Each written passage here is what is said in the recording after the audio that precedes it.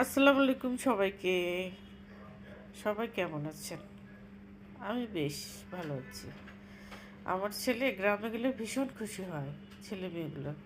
এই যে গ্রামে গিয়েছে, এই ছাগল দেখছে, মুরগি গরু, এদের পিছনে ঘুরতে ঘুরতে ওদের সময় চলে যায়। এই ছোট্ট ছোট্ট ছাগলের বাচ্চাগুলো দেখে ওরা যে কী পরিমাণ খুশি।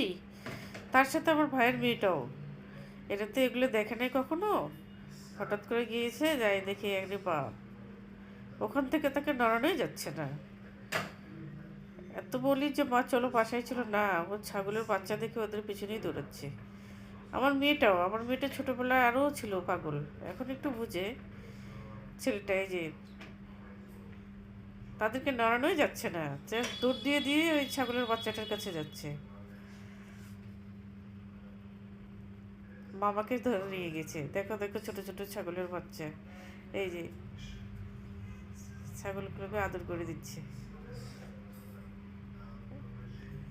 গ্রামে এই সিনগুলো ওদের অনেক মজা লাগে, অনেক এনজয় করে। আমার ছেলে এখনও মাঝে মাঝে বলে, আম্মু চলো না দাদু বাসায় যাই, আমরা যাই ছাগল দেখবো, ছোটো ছোটো মুরগির বাচ্চা দেখবো, গরু দেখবো, বাইরে ঘুরবো, ধান দেখবো, ভুট্টা দেখবো, এই আর কি। মানে এত এনজয় করে এই বিষয়গুলো যা বলার মতো না।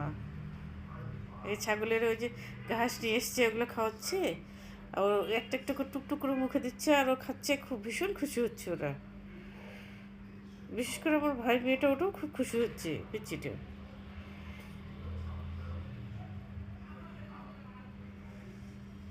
গ্রামের এই এলোমেলো ইয়েগুলো আমার অনেক ভালো লাগে, আমারও ভালো লাগে।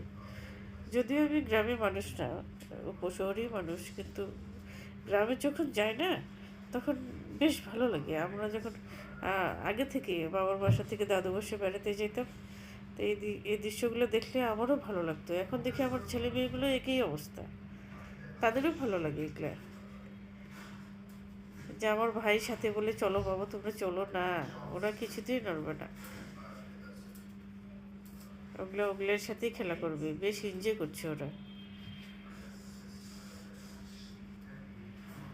এদিক মা ফোন দিচ্ছে যে তোমরা তাড়াতাড়ি চলে এসো, আমি আমার সাথে কথা বলছি, আমরা যাবো না। এই যে গরুগুলো দেখছি, গরুর কাছে অতটা সাহস পাচ্ছে না, ছাগলটা হাত দিয়ে নাড়তে পারে, আর গরুর কাছে একটু ভয় পায়, কিন্তু দূর থেকে দেখে বেশ মজা পায়। এই যে গরুগুলো দেখছে।